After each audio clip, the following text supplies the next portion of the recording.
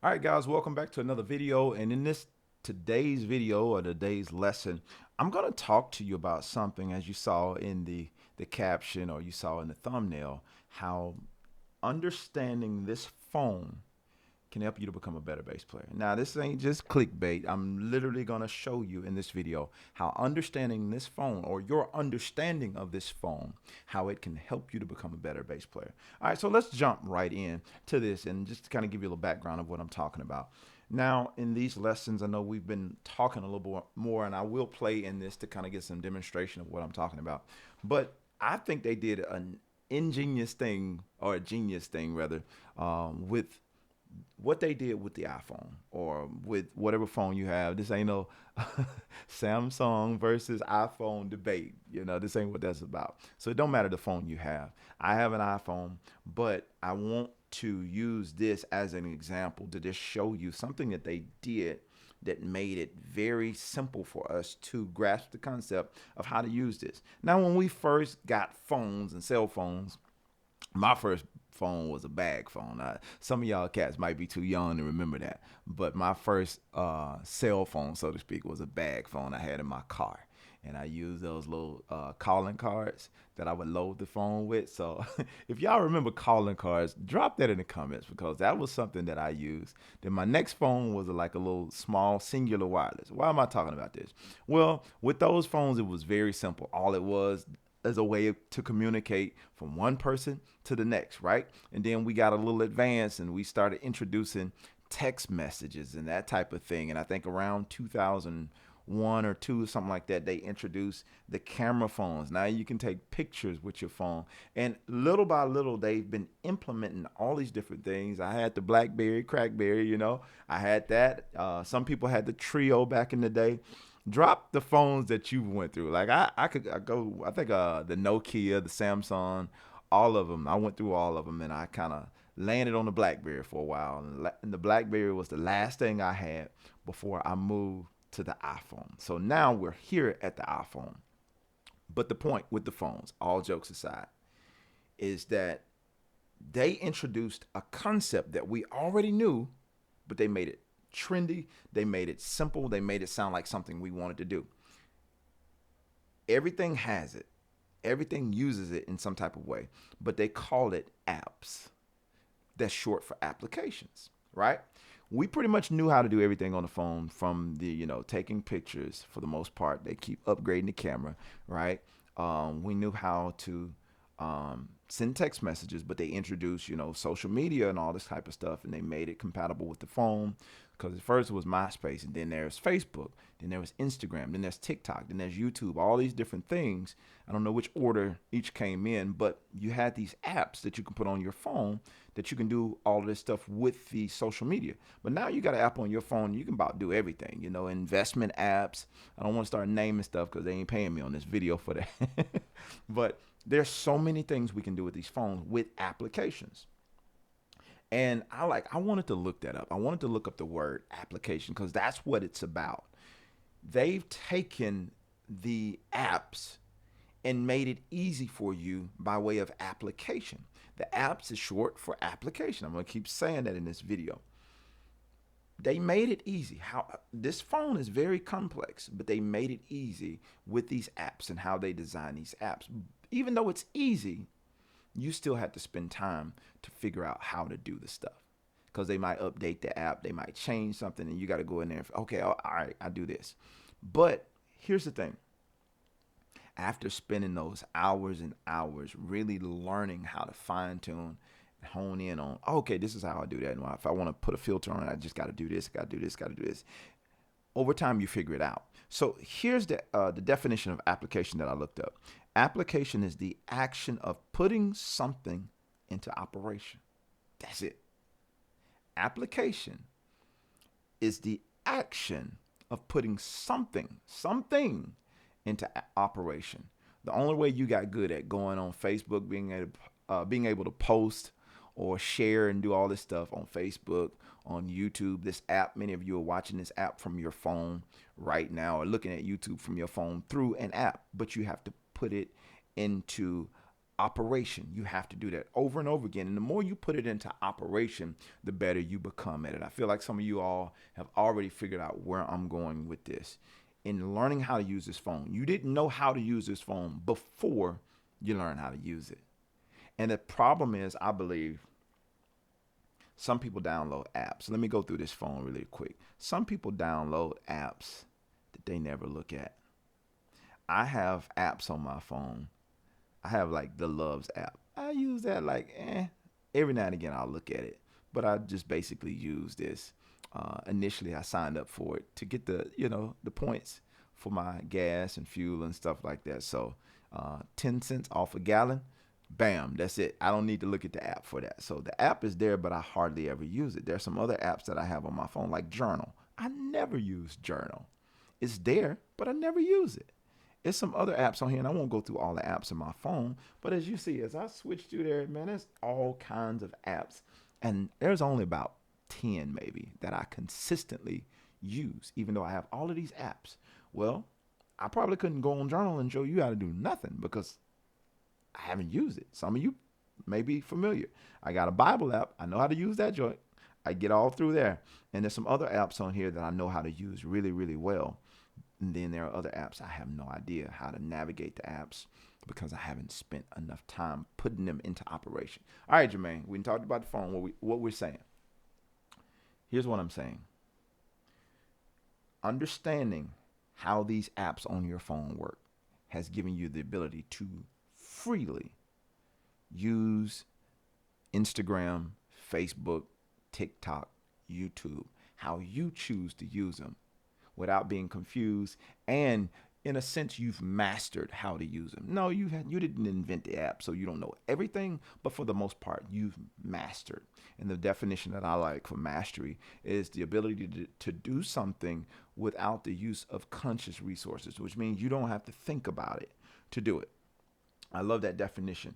But you've developed the ability to look at your phone, click on YouTube, click on TikTok, click on whatever, and use it without thinking about it. It's like a no-brainer. I got to catch myself. Sometimes I'll pick up my phone and I'll just click on Instagram or something, just brainless, mindless stuff that I do with the phone, and I have to make myself not do it because it's become a normal.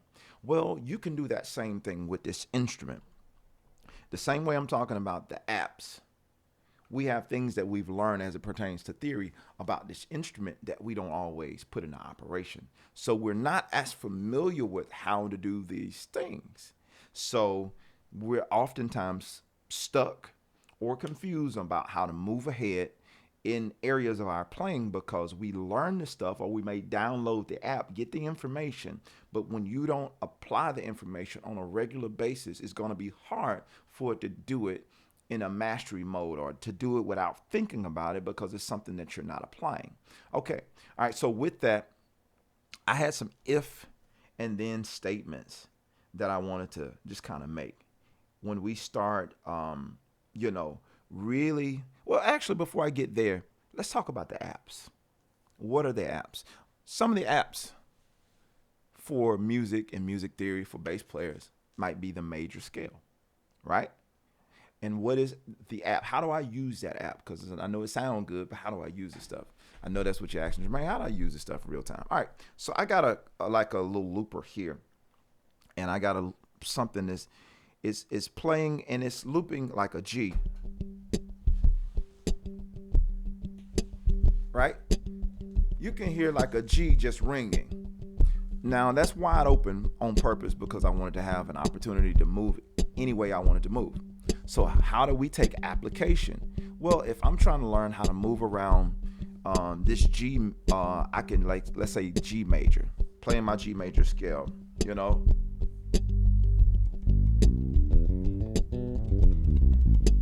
right? So I want to apply this and figure out how to move around. So maybe just playing the scale at first.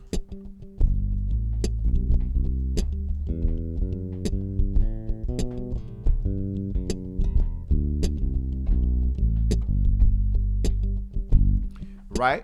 But I want to apply it to this groove. And there are going to be different levels of application that we can do to make sure that we're using these things and they're not just mundane things that we learn how to do. Okay, I can play my G major scale. I can play all of my major scales. I'm good. Let me move on to something else. No.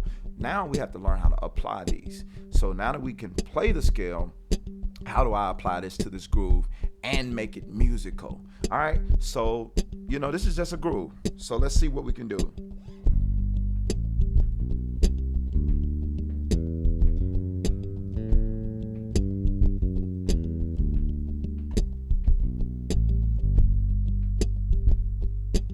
Okay, that's pretty basic, just a really basic approach to it. So I'm going to do something now to see if I can better apply this scale to something. Of course, I'm using a looper again. I talked about it a few lessons ago. You want to get you a looper pedal, something like that. You don't have to, but for the example, I'm going to use a looper. So let's see here.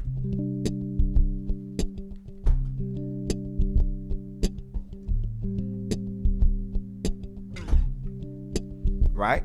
So now we got a chord. We got two chords. We're going from the 4 and we go into the 2. So now I'm going to use that same G major scale and try to make it musical.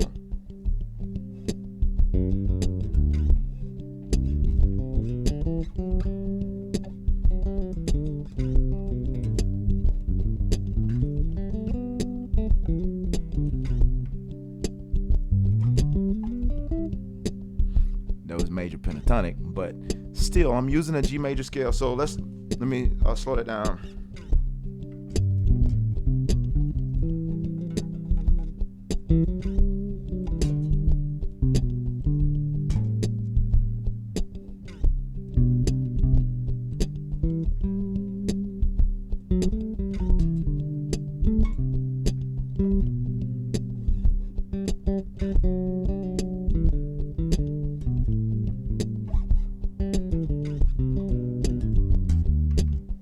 So all of these things that I'm playing are all part of the G major scale, but I'm not playing the notes every time in order. Maybe sometimes I will leave some notes out. Notice that everybody has the apps on their phone, but not everybody uses the app the same way.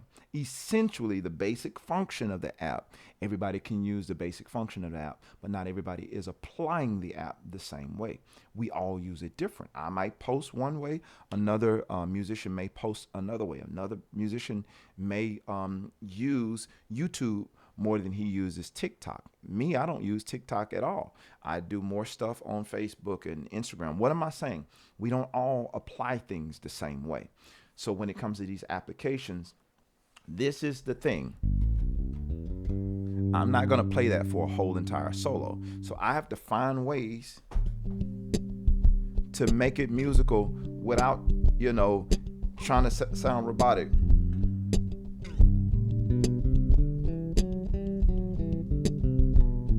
Now, what else is that going to require? That's going to require for me to know this scale all over this fretboard so that I can move around and know how to take out notes, put back in notes, and that comes over time. Mastery happens over time. So again, being musical,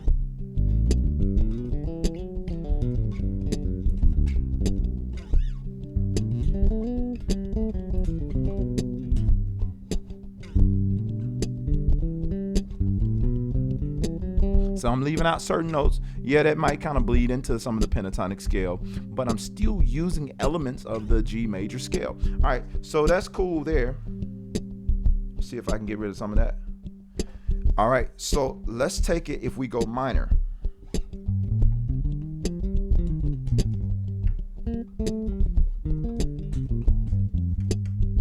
Right? So, or even understanding that if I want to use that G and play in E minor, I know I'm kind of moving into some other stuff there. I'm pedaling that G, but if I want to use E minor, understanding, and this is moving into something else, but if I want to use that, so, right? So we're going.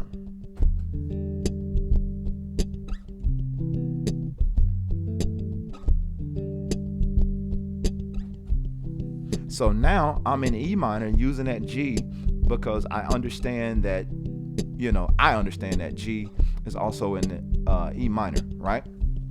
Not gonna get into all the technicalities of that, but I'm finding different ways to use that G and see where it shows up in other places. So now I'll take E minor, and I'm targeting that note. Essentially, because we're talking relative major minor, that's how I'm able to use that G, because I could still play that G major scale over that E minor progression, because we're talking relative major minor. So let's play that same scale over E minor.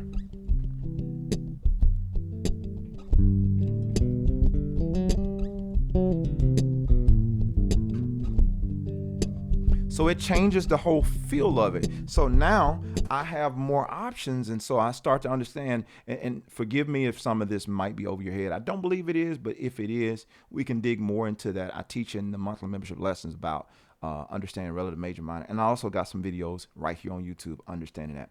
But I'm showing you with this application that I don't have to be stuck in one thing. So if I'm using E minor and I'm still using that G major scale, but under a different context, it changes the feel of it versus from being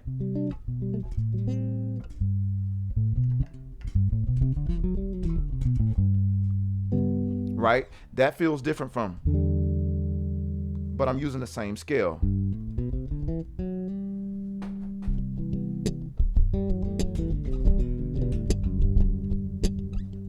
And now I can also play off that E minor.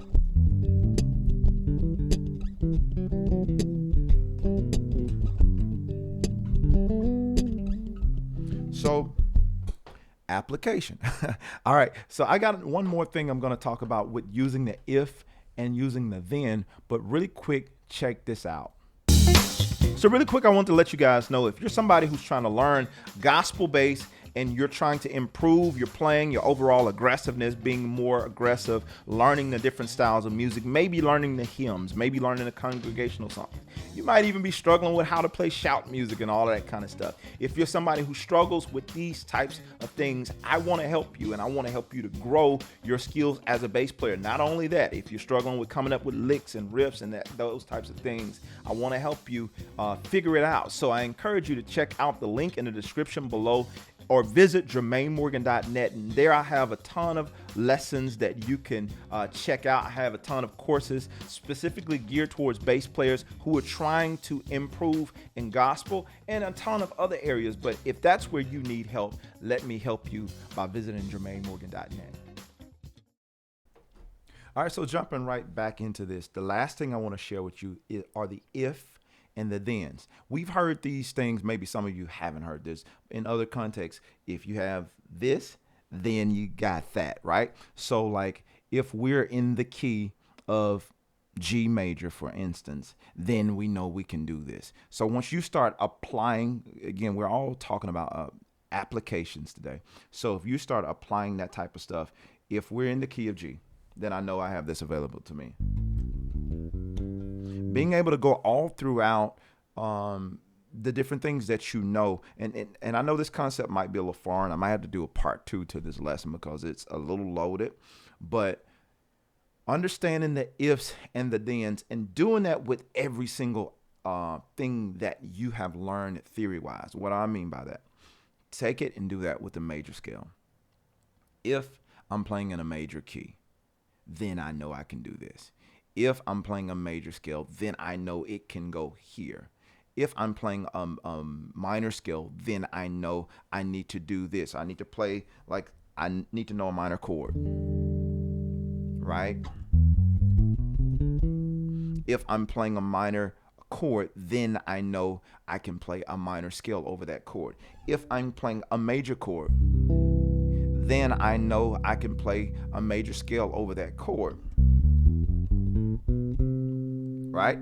Go through the ifs and the thens and ask those questions, or make those statements rather, that make you come up with the answer, so that you can apply the stuff as you need to apply it. So if I take that same idea with what I was doing with that this loop right here, I'm gonna take that chord progression out of it, and I'm just gonna let that G play. If I do that just with a loop, and we're just kind of pedaling a G or any note, we just pick G for the sake of this example. I can do my ifs and thens with something that simple. If you guys have DAW or something that you can record music with, you can take a simple drum beat and hold a note down and let that note just hold and play over it. I sometimes do that in my practice and see what I can come up with. So if that is G minor, I can go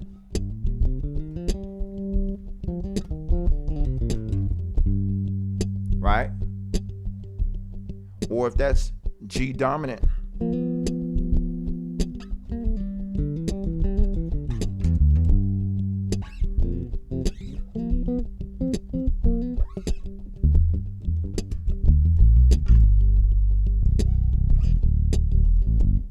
so like even if we're not thinking about solos, but we're thinking about bass lines, how do I make my bass line feel good? So let's just get back to bass lines, because I know some of you guys are not interested into the solo stuff. So if we're just talking bass line, if I'm playing in G dominant, which means if I back to the if and thens, if I'm playing G dominant, then I know I have a flatted seventh with a major third with that one. So the root, flatted seventh, major third, right? So if we're talking about G dominant, then there should be a flat seven and a major third, right? So playing over that type of bass line, what works? Well, if I'm in G dominant with that flat seven and a major third, I know I can get away with some major and minor pentatonic stuff. Let me say that again. If I'm playing dominant, which typically sounds bluesy or churchy, then I know I can play some major pentatonic stuff or some minor pentatonic stuff. Why can't I do that? Because it has both the major third and the flatted seventh, right? So we can get away with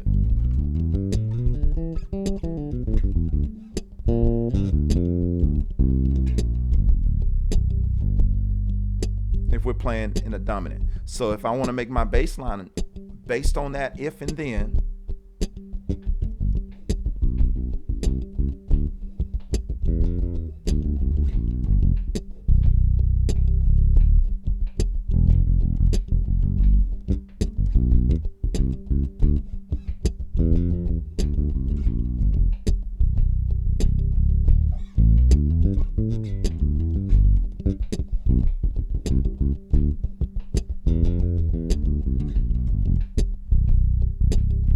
and so with my bass line, I'm just experimenting with different stuff I can do, but all the while, I'm paying attention and I'm applying what I know, staying within those boundaries of what I'm applying, unless I come up with a different if and then statement. Well, if we are in G major, then that bass line needs to change a little bit, because now I know if I'm in G major, then my chord sounds like this.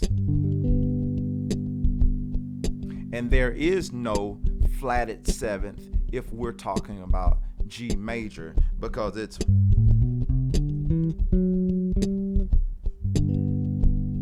so this bass line doesn't work.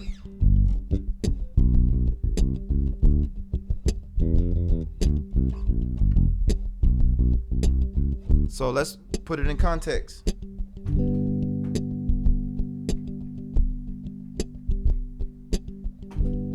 Right? There's our chord. So let's see if it works.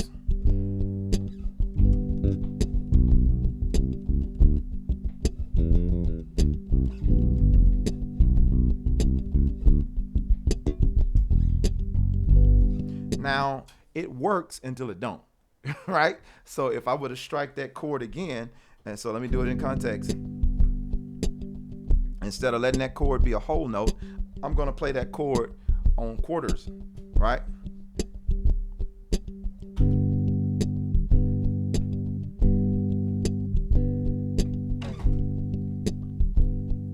So if I'm playing that chord on quarters, then that bass line doesn't still work.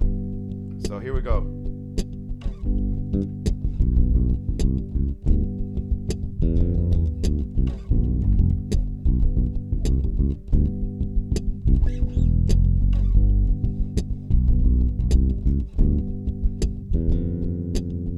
That's where it doesn't work, because up to that point it kind of works, but when we're playing this,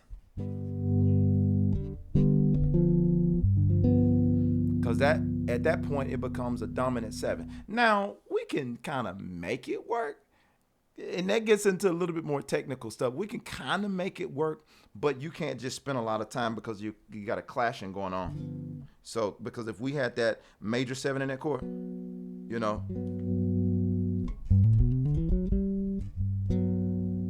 and if we add that note on top of that major seven, it doesn't work. So if we're going, let me see here. Let me change that whole thing up and do a major seven instead of that. I mean, because that was just major chord. But if we do a major seven like here, that's a better example. Right.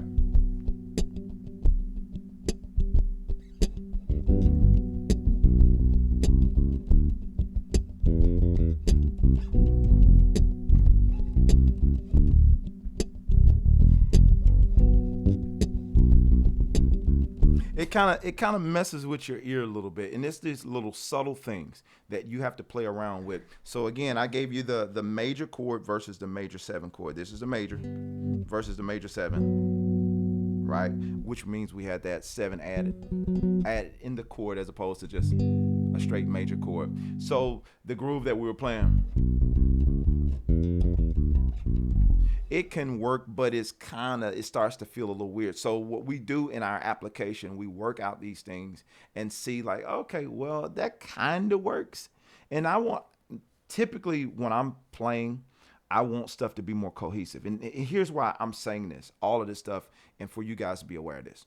When you're playing with other musicians, because it's something in your practice time, you may feel that, okay, I'm good because I know this, and the other. But when you start getting with other musicians, or you start playing with keyboard players and you're starting to try to stretch out or play a line or something, and they play a chord and one of the notes in your line clashes with the note in their chord, then we got to figure out how to readjust it. And what I'm trying to teach you to do in this lesson is application, so that you can hear for yourself if it's working, and when it's working, maybe it's not working, figure out why it's not working. So those types of things, those are the if then things you want to be asking. Okay, is this working? Why is it working? And if it's not working, what do I need to adjust? Okay, like I said with that the bass line with the flat at seven, I say it works until it don't. Because if we're saying we're playing in a major chord or a major key or whatever, and then the keyboard player or the guitar player decides to throw a major seven, because that happens. We might be playing this chord and they decide to add a major seven in there because we're still in the major key. We're not in dominant, and you're still playing this note. It clashes, and you're like, I'm trying to figure out why this doesn't clash, because that dominant note doesn't necessarily fit that major seven chord, right?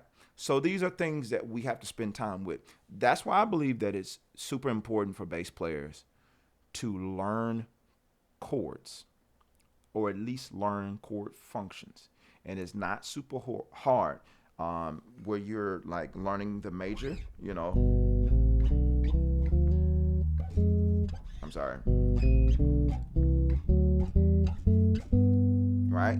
Learning, like, even if it's just a two note chord, understanding that major, minor, minor, major, major, minor, diminish, and back to major. Understanding those chord functions. And that doesn't mean you have to be like super skilled in knowing how to just voice all the chords. Now, the better you become in understanding how those chords move, how those chords work, I think the better you're going to be in being able to do the ifs and thens. That's what's going to bring that all clear for you. And I wouldn't advise trying to learn a whole bunch of this stuff at one time. If you're focusing maybe 1 or 2 days on the major scale, now this all depends on your level of playing. If you're somebody who's pretty advanced, then yeah, you definitely need to dig into these chords and make sure you understand exactly how they function. I talked about this on the video last week in terms of, the opportunities that's available to you when you learn the other instruments or how they function on your instrument. When you begin to do this, you give yourself way more options, way more opportunities of things you can play, as opposed to being stuck in a box.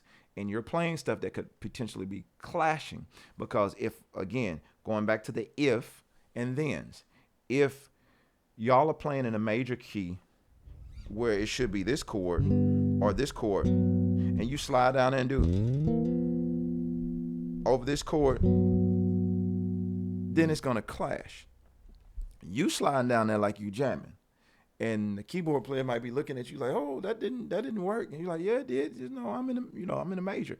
Like, but you played that dominant, and it clashed against the chord that I'm playing. So if any of you guys have ever been, matter of fact, let me know in the comments if you've ever been that guy or girl who've been playing a song and you went for something, you went for a lick, and you thought it was right, but it clashed with something that your keyboard player or your bass player was playing.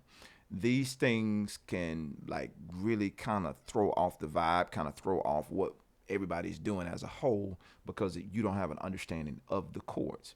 But how do we develop an understanding? It goes back to what I was saying earlier, not to veer too far off of this, but the application.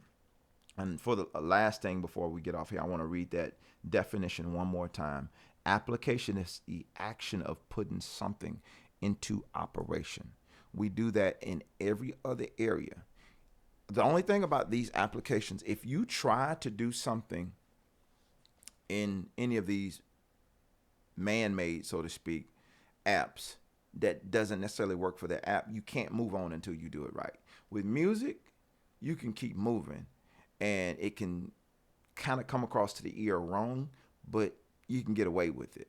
But the better thing would be is to try to put something into operation. Keep working on it, keep working on it, keep working on it, and seeing and implementing these ideas, not over obsessing with all the theory of everything, but at least the basic theory of understanding major chord, minor chord, major pentatonic, minor pentatonic, just to get started, not to overwhelm yourself, especially if you're somebody that's at the, I would say, beginner intermediate to intermediate level, moving on to advanced. You want to understand these functions, these chord functions, because if you're not, you're kind of stagnating your own growth of what you could be doing or how you could be potentially sounding when you're not really spending the time you need on really understanding the ifs and the thens of what it is you're playing.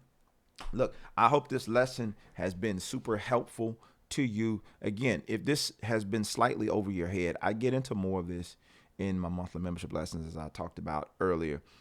And if you want more of this content, you know exactly what to do. Visit JermaineMorgan.net. There is a tab at the end of this video if you want to dig a little deeper into this stuff, because all I'm really doing here is I just want to show you that there are way more possibilities that you might not be aware of because you haven't put enough time into putting it into operation, if you will. So the same amount of time we spend hours on these phones, but it's hard to get 2 hours in a day on this bass or this instrument that we play. And not only that, what are we doing? Are we actually applying stuff, or are we just rehearsing what we already know? So take this example that I did. If you've already got a loop pedal or something like that, do the ifs and thens. Do the ifs and thens. Go through it. Figure out what works, what doesn't work. Ask yourself the question, why isn't this working? Well, if I'm playing this, then I should be doing that. So if you do the ifs and the thens of all of this, then I guarantee you're going to see a difference in your understanding of playing. Just as well as you understand this phone, you can understand this instrument. All right. So again, let me know in the comments if this lesson was helpful for you, and we will keep it moving. All right, guys, this is it for me today. So I appreciate you guys for hanging out with me today, and I will see you on the next video. I'm out. Peace.